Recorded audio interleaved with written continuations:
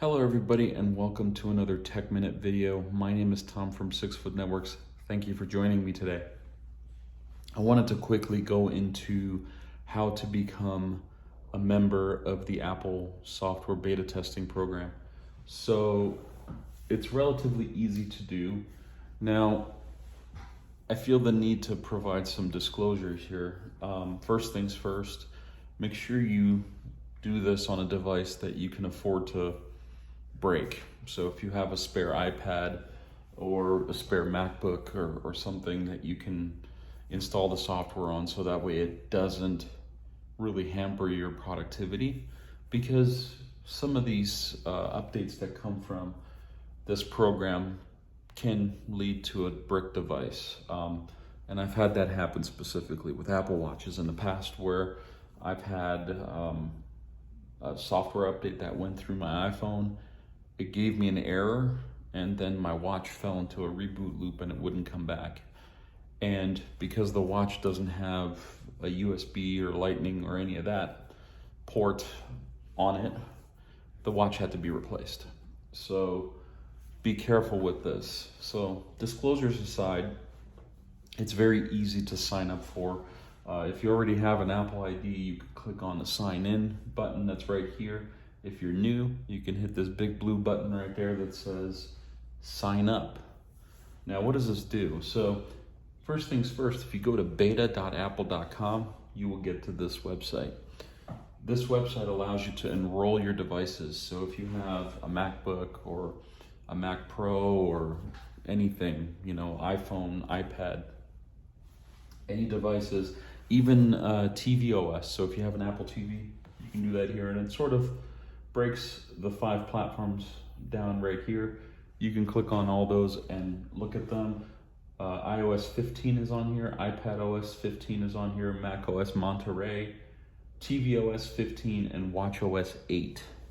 So depending on what you want to look at, you would respectively pick and choose which one you want to install. So essentially the enrollment is quite simple. After you sign in, you'll have the opportunity to download a little profile. That profile essentially tells the device you're installing it on where to get the beta software from. And that's it.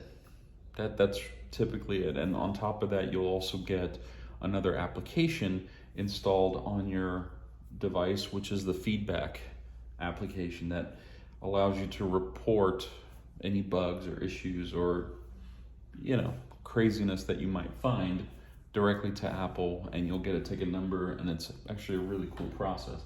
Like I said, I've been doing this for many years, and one of the features that I like about it, or one of the things that I really like about this, are the fact that you get to preview features months ahead of time. And for somebody like myself who does a lot of engineering and administration of systems for very large corporations and government agencies that pretty much have a strict deadline with regards to software life cycles and hardware release cycles, I need the software to be able to update my scripts, my applications, whatever I use, and it turns out to make my life a lot easier, because come in September, when Apple does decide to push these apps or these programs into production, I will have a head start on it. So I'll have a good idea as to what's what. So that's what the beta software program is all about. Anybody can do it. All you have to do is just register, but just be sure that you know that you understand that you want to take the risk on with this enrollment, because you never know. You can install this and reboot your computer.